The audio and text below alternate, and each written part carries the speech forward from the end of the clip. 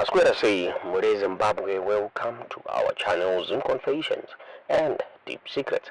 Kana katika kutanka kukuya nino channel, please don't forget to subscribe. Kana uchungwa garoga subscriber, don't forget to comment and share this video. Masquera Zimbabwe takigira nyeru, pisa nyeru netsa parunzi.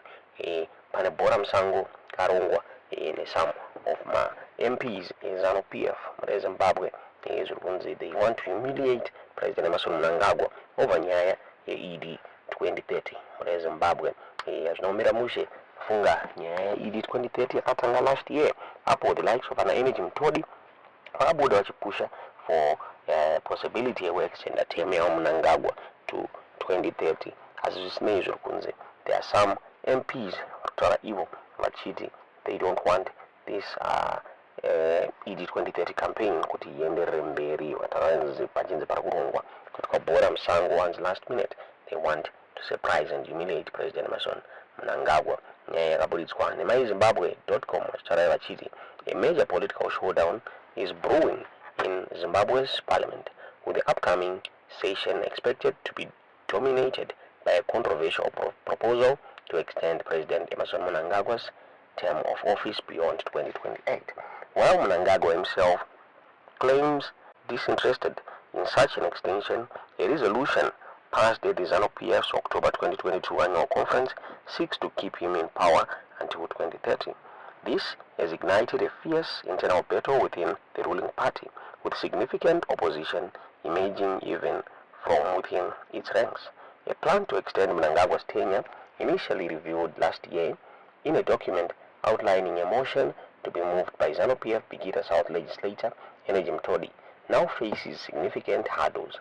Sources within ZANU-PF reveal growing unease about the proposal, particularly given the widespread public discontent. We are in a catch-22 situation, because what we gather from our interactions with constituencies is that the ordinary people are not interested in this 2030 thing. A ZANU-PF lawmaker and Politburo member confided in the Standard. The MP continued, highlighting the disconnect between the party's rhetoric and the realities faced by ordinary Zimbabweans. During the day, some MPs are seen chanting 2030 slogans, but if a secret vote comes, there may be a few votes from the ZANU-PF MPs in support of the motion. The level of suffering cannot be ignored, and we cannot be playing with people's lives and not providing answers to many challenges they are facing, yet busy chanting 2030 slogans. We are emerging as enemies of the people who voted us into office.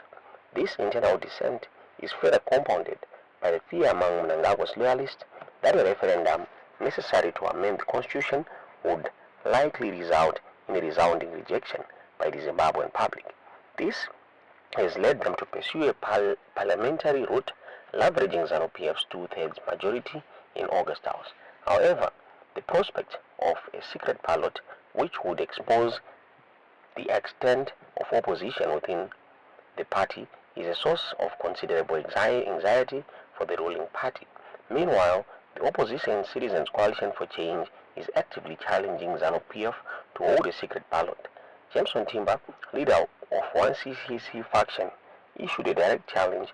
The CCC Parliamentary Caucus will oppose the motion by ZANU-PF to bring in a constitutional amendment bill to extend presidential term, he told the Standard.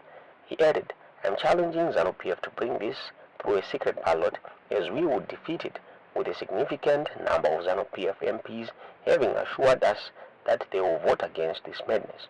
We will therefore defeat both Mnangagwa and the impostor Sengezo Shabangu. Timber's statement highlights the complex political landscape, referencing the controversial role of Sengezo Shabangu, whose actions significantly boosted ZANU-PF's parliamentary majority.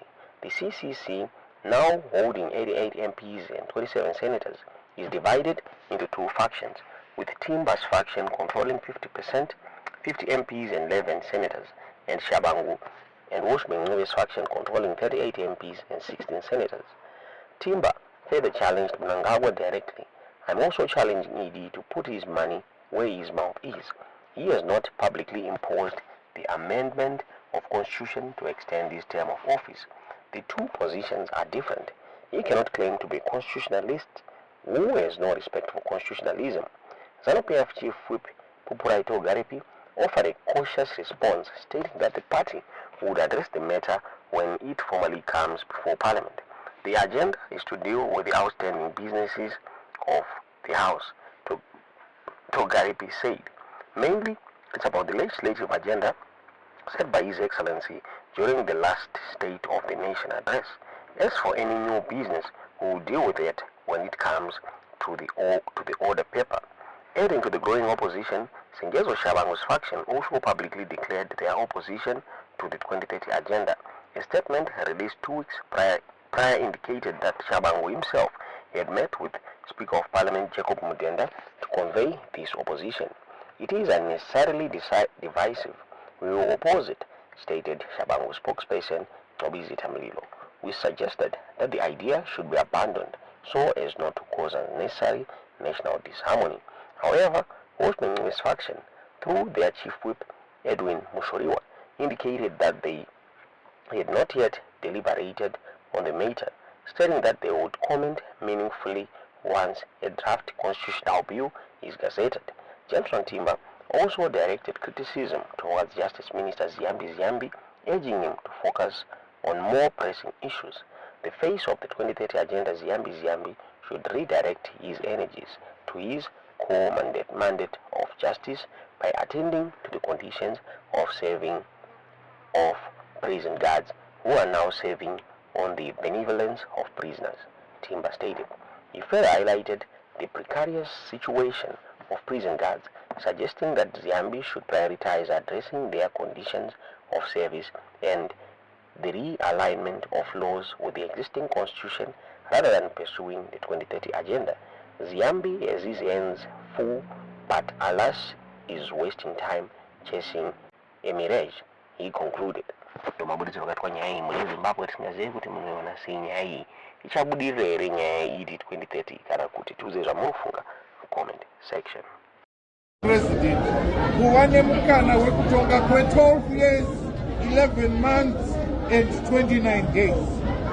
Zvinoreva kuti hongu constitution inofanira kuamendwa, asi kuamenda kwe constitution ndekwekuti president vakwanise kusvika muna 2030. Kusvika muna 2030 zvinoti gedye ne-term limit provision yemapresident. Saka chiri kudiwa bedzi apa kupostpona ma-elections kusvika 2030. Hapana nyaya yekuti term limit iri kuinterviewa nayo. Resolution yakati gedye ne-term limit provision. Hapana nyaya yekuti president vakubenefita ne-term limit extension. Hapana term limit extension iripo. That is seimurawo panyaya iyi. So that kind of zvekutaura zvana referendum dzadzimwe nyaya iyi. I constitutional amendment kuona kwedu isingadi referendum.